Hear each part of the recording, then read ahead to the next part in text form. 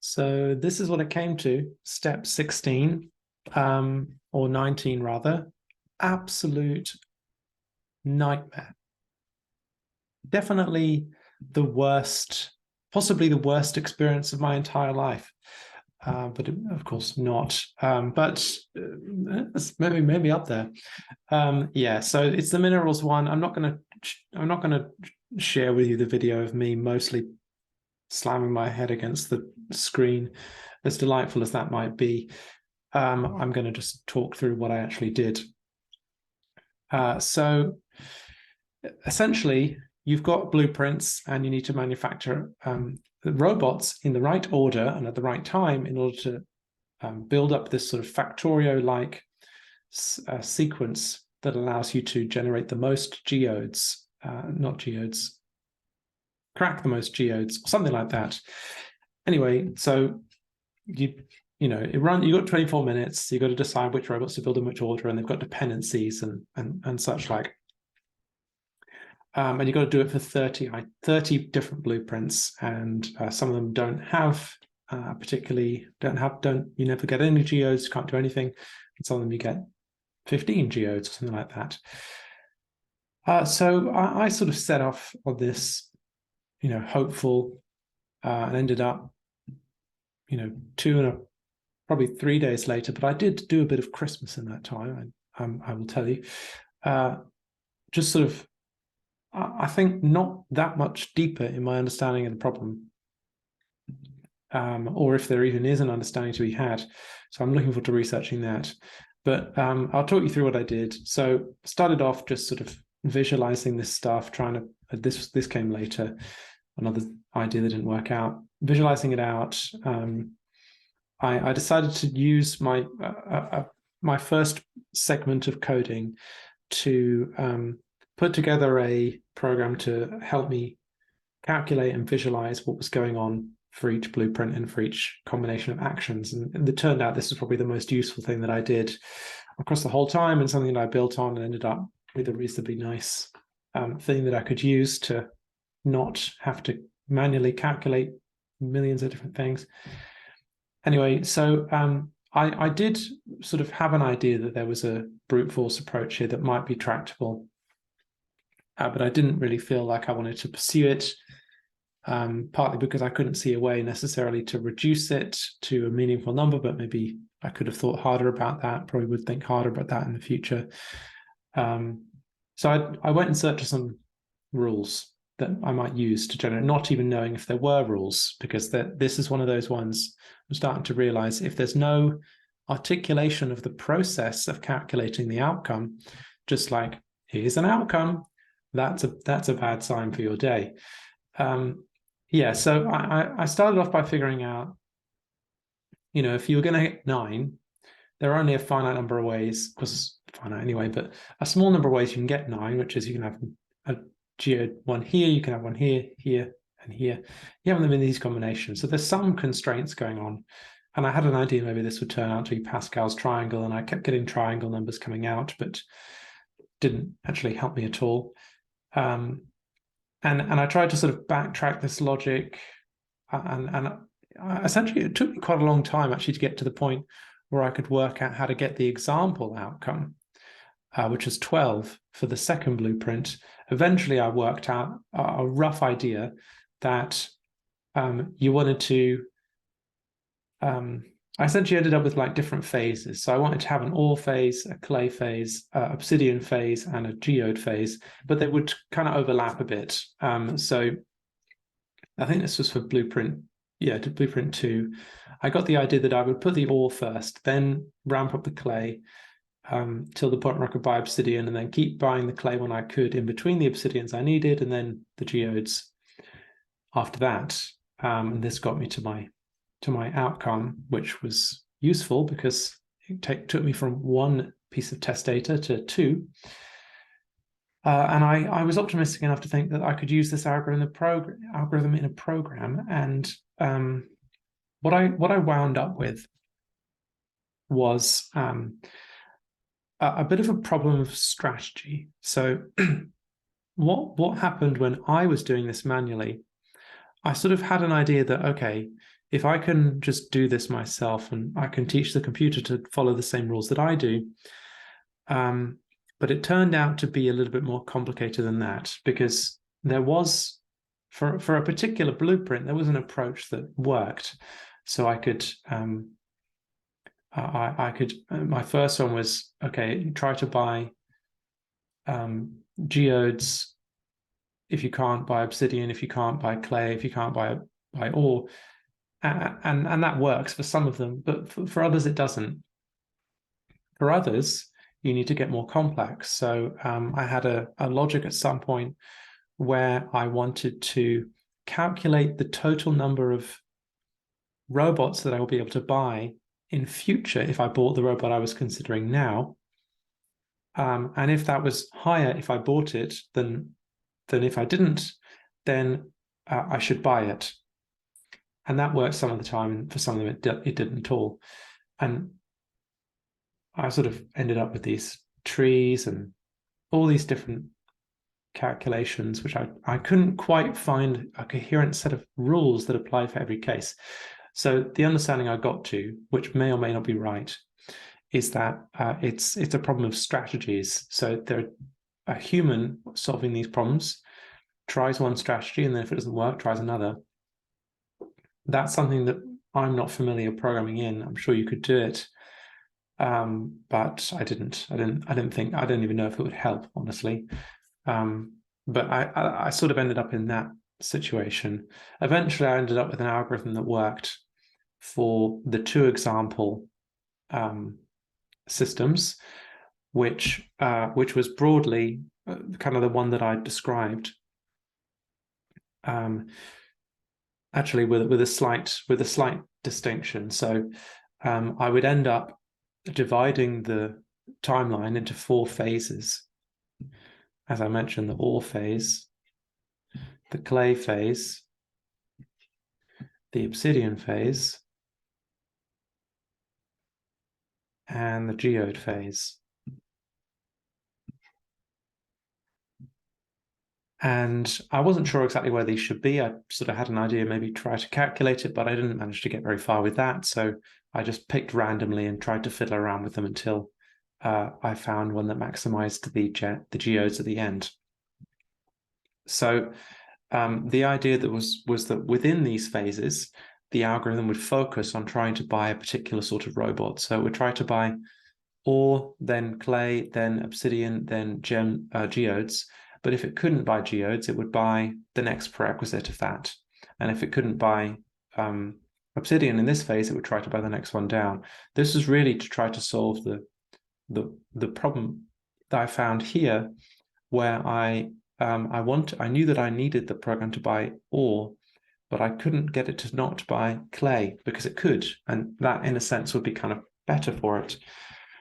And this was very annoying because it started to feel like a problem that you needed to have a view of the whole to calculate one little bit of it, and then to get a view of the whole, you sort of needed also to calculate all the little bits of it, and that was frustrating. So I essentially I finished this algorithm eventually, and I had a go with it on my input, and it didn't work. It was too low. And then I fiddled with it a bit and got a higher number, and that was too high. And then I fiddled with it and I got a different number, and it said, not giving you any more information. So I then had to go through all of my inputs with a fine tooth comb manually to try to see if any of them could be improved. Like let me actually show you kind of how this worked in the end. This is part 2, but you'll get the idea.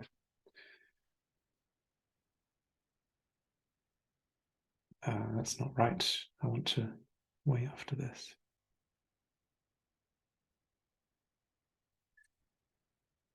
No, that's not a good one to try. Let me try number 1.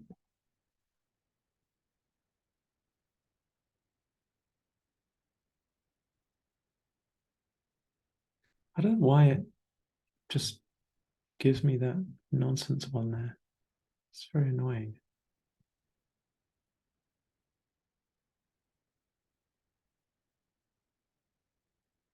Oh, I know why.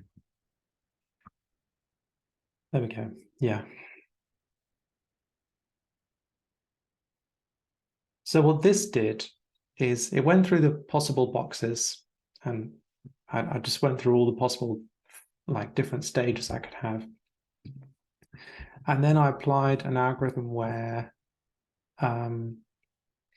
it depending on what phase it's in, it works out whether it thinks it is prudent to buy a particular robot, and it decides this based on is it affordable, and will buying it make it deplete some of the prerequisites of the next robot up. If it does, then don't buy it. Otherwise, buy it. So it was sort of trying to optimize for the current constraints on the supply to ultimately end up at geodes. And you can see down here the little visualization ended up coming up with. So it's, this is the step 2. So you'll hear more about that in a moment. But, you can see the robots being bought here, and these are the geode ones. And it's green when it's possible to buy the next robot up. So you can see here it's possible to buy a clay robot, so it does next. And then all the way down here, it starts becoming possible to buy an obsidian robot, so it buys that the next step. And then all the way down here, geodes are possible. So, but it won't buy things when it's going to sabotage itself and make, for example, it won't buy a clay robot when getting more clay will just deplete the amount of ore that's needed to buy the obsidian robot. So this solved nearly all of the challenge. Almost all of these were right, with the exception of 2. This one and this one. Let me actually see if I can spool back to this point. I probably can't, but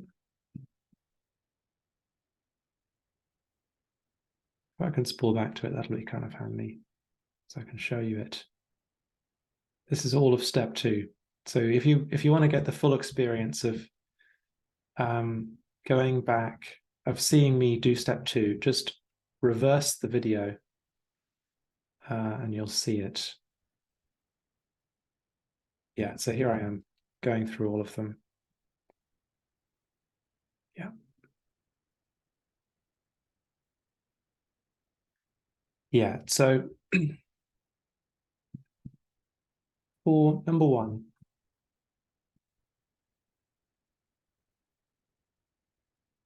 this is what it got. So let me show you that again. That's the best algorithm that my calculator came up with, and it was really, I ended up realizing I only needed one window in the end. It was whether you're going to focus on ore or not. So this was pretty fast, like getting the right outcome. I was happy with that until it turned out to be wrong, of course. So 1 is right, 2 is right, 3 is right. Like they're all right until we get to this one, number 6. Now, number 6, it fails to solve. It's like, can't make any geodes. That's fine. A lot of them are like that.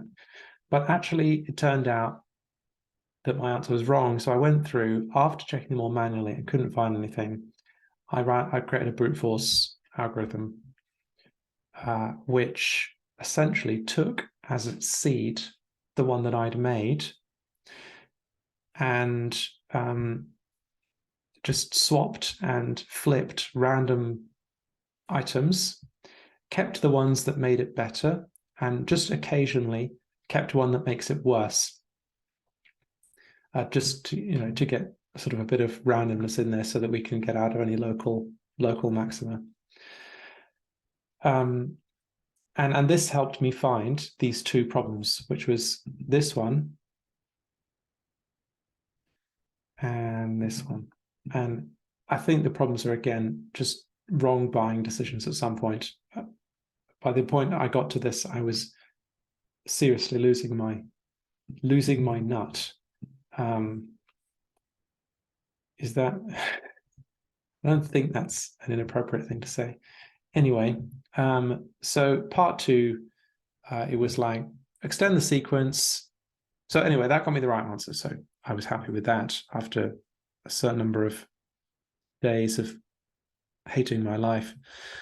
And then part two was mercifully slightly simpler, in that you've only got your top 3 blueprints, but you've got to extend to 32 minutes. And you've also got to have a slightly different calculation of the end result. So that I just kind of did as you would expect. The brute force thing took a bit longer, need to be a bit smarter about sort of reverting back to the best known sequence, but it was broadly simple. I didn't time it, but I'm going to call it a lead because it's extremely over time. I think that I sort of fiddled around with this a bit, and I wonder whether some of my later changes fixed some problems. I don't think they did.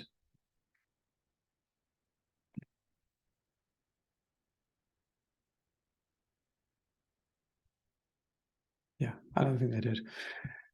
Yeah, so brute forcing just to sort of enrich some of the solutions that weren't quite right, but were close. So that was that. Pretty horrifying. Exactly the sort of thing that makes me realize why I don't do this sort of thing. And I think now I'm actually...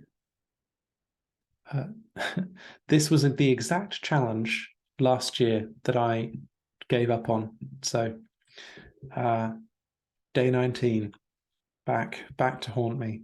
I guess that serves me right for giving up last time. I'm going to keep going though. So I'll see you in the next one.